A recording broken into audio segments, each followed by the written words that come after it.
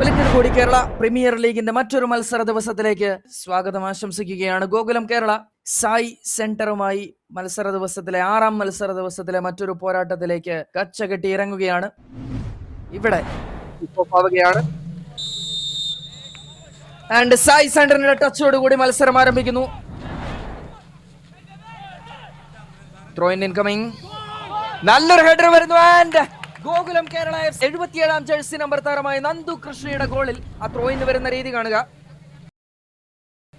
വളരെ മനോഹരമായി യാഷിം മാലിക് അത് ഡെലിവർ ചെയ്യുന്നു. അതിനിടയിൽ ഒരു കുറിയ ടച്ച്, അതിനുശേഷം ഒരു നല്ല ഫിനിഷ്, ഒരു ഫ്രീ കിക്ക് ഓപ്പർച്യൂണിറ്റിയാണ് ഗോകുലം കേരളയ്ക്ക്. ബിപിൻ ബോബനും മൊയ്റാങ്ങും പന്തിന് പുറകിലുണ്ട്. Bipin Boban possibly will be taking it. Bipin Boban, നല്ലൊരു ഷോട്ട് വരുന്നു ആൻഡ് ഓൺ ടാർഗറ്റ് ആണ്. സൈഡിലേക്ക് വീണ്ടും അജയുടെ മുന്നേറ്റം. ഗോകുലം കേരള FC അജയുടെ ഒരു റണ്ണ് കാണുക. എവിടെ നിന്നാണ് അദ്ദേഹത്തിന് പന്ത് കിട്ടിയത് എന്ന് നേരെ പുറകിൽ നിന്ന് വന്ന് 18 യാർഡ് ഏരിയയിലേക്ക് കടന്നു കയറി ആ 6 യാർഡിന് തൊട്ടടുത്ത് ആ വരയ്ക്കടുത്ത് നിന്ന് നേരെ വലയ്ക്കകത്തേക്ക് അദ്ദേഹം ആ ഫാർ പോസ്റ്റിലേക്ക് ആ പന്ത് അടിച്ച് ഫ്ലാങ്കിലേക്ക് അജയ്. നേരത്തെ സോളോ ഗോളിന്റെ മുതലാളിയാണ് അജയ് ഇൻസൈഡിലേക്ക്. ഓ ബ്യൂട്ടിഫുൾ, വൺസ് അഗൈൻ അതേ പൊസിഷനിലേക്ക് അജയ്. കട്ട് ബാക്ക് പാസിന് വേണ്ടിയുള്ള ശ്രമം, നല്ലൊരു ഓപ്പർച്യൂണിറ്റി ആൻഡ് വീണ് കിട്ടിയ അവസരം കൂട്ടപ്പൊരിച്ചിലിനൊടുവിൽ ഇതുവരെ ഒഴിച്ച് മാറ്റാൻ അവിടെ എന്തായാലും സാധിച്ചിട്ടില്ല. കോർണർ കിക്കിനായി തയ്യാറെടുത്ത് അണിനിരന്ന് നിൽക്കുകയാണ് ഗോകുലത്തിന്റെ കോർണർ. ഇൻസൈഡിലേക്ക് ഫാർ പോസ്റ്റിലേക്കാണ് വരുന്നത്. ഇത്തവണത്തെ ഹെഡർ നേരെ പുറത്തേക്കാണ്. നല്ല ഓപ്പർച്യൂണിറ്റികൾ ഇതുപോലെ വീണ് കിട്ടുന്ന അവസരങ്ങൾ ഗോകുലം കേരള പോലെ ടീമിനെതിരെ ഉപയോഗിച്ചേ തീരൂ. താരതമ്യേന ഫിസിക് വൈസും അതുപോലെ തന്നെ പൊക്കം കൊണ്ടും അഡ്വാൻറ്റേജ് ഗോകുലം കേരള താരങ്ങൾക്കാണ്. അതുകൊണ്ട് തന്നെ അനായാസം ക്ലിയറൻസ് ഒക്കെ തന്നെയും അവർക്ക് എളുപ്പം കഴിയാനുള്ള സാധ്യതയുണ്ട്. വീണ്ടും ക്ലംസിയാണ്. സായി സെന്റർ നേരെ മുന്നിലേക്ക്. ഓ ഷോട്ട് വരുന്നു. First time opportunity and goal line clearance. അവിടെ ഫ്ലാങ്കുകൾ കൃത്യമായി യൂസ് ചെയ്യുന്ന കാര്യത്തിൽ യാതൊരു മടിയും യാതൊരു കുറവും വിചാരിക്കുന്നില്ല ഗോകുലം കേരള. അവരുടെ സെന്ററിലൂടെയുള്ള അറ്റാക്കുകൾ വളരെ കുറവാണ്.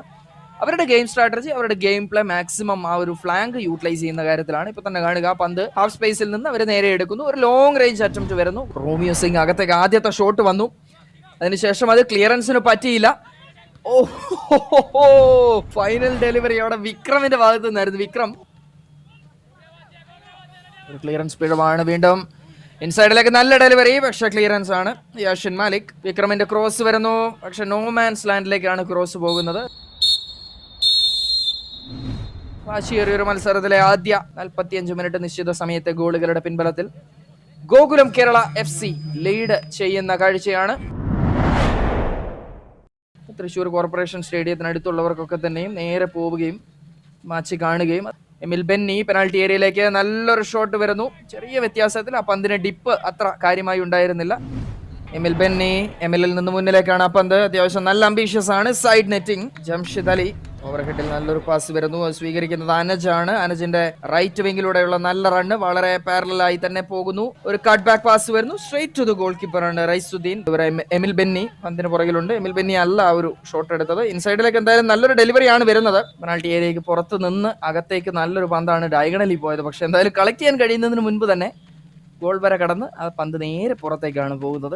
എന്തായാലും ആ പന്ത് ഓൾമോസ്റ്റ് അങ്ങനെ തന്നെ തിരിച്ചു പിടിച്ച് അവർ ആ ഡിഫൻസീവ് സ്ട്രാറ്റജി വിട്ട് മുന്നിലേക്ക് പ്ലേയേഴ്സിനെ കൊണ്ടുപോകുന്നത് കാര്യമായ ചലഞ്ചാണ്. ആൻഡ് ഗോകുലം കേരള FC, ഞാൻ നേരത്തെ പറഞ്ഞിരുന്നു, 68ാമത് മിനിറ്റിലെ ഗോളോടുകൂടി ഗോകുലം കേരളയ്ക്കെതിരെ നല്ല ഒന്നാം തരമായൊരു ഗോളിലേക്ക്, അല്ലെങ്കിൽ ആ ഒരു മത്സരത്തിലെ ലൈഫ് ലൈനിലേക്ക് അവരെത്തുന്നു. പന്ത് വിശാലിന്റെ കയ്യിലേക്കാണ് വരുന്നത്. വിശാൽ ഡയഗണൽ പാസ് ആണ് ഇത്തവണ.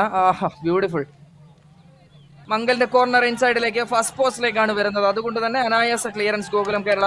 കൗണ്ടർ അറ്റാക്ക് ഓപ്പർച്യൂണിറ്റി ഉണ്ട്. ഒരു സ്പീഡി പേസി റണ്ണുമായി ബിലാലിന്റെ റണ്ണ് വരുന്നു. അമാൻ, മറ്റൊരു മുന്നേറ്റം അനാജ്. ഷോട്ട് വരുന്നത് ഇത്തവണയും പുറത്തേക്കാണ്.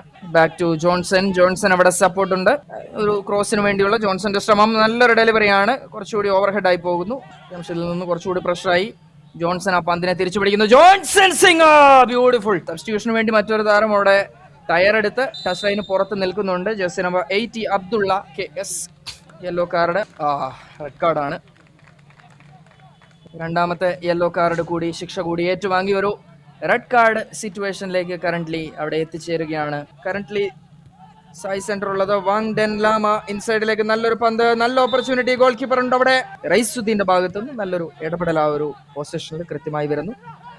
ഫോർവേഡ് ബോൾ ലോഫ്റ്റഡ് ആയി തന്നെ വരുന്നു. വലിയ ചാലഞ്ചാണ് അവിടെ. അവരുടെ മുഖ്യ പരിശീലകനും കൂടി ഇപ്പൊ ഒരു കാർഡ് നൽകി അവരെ തിരിച്ച് പുറകിലേക്ക് പറഞ്ഞു വിടുന്ന, പുറത്തേക്ക് ഡഗൌട്ടിലേക്ക് തിരിച്ച് പറഞ്ഞു വിടുന്ന, ഡഗൌട്ടിൽ നിന്ന് ഡ്രസ്സിംഗ് റൂമിലേക്ക് പറഞ്ഞു വിടുന്ന ഒരു കാഴ്ചയാണ് കാണുന്നത്. ഫൈനൽ വിസിൽ വരുന്നു.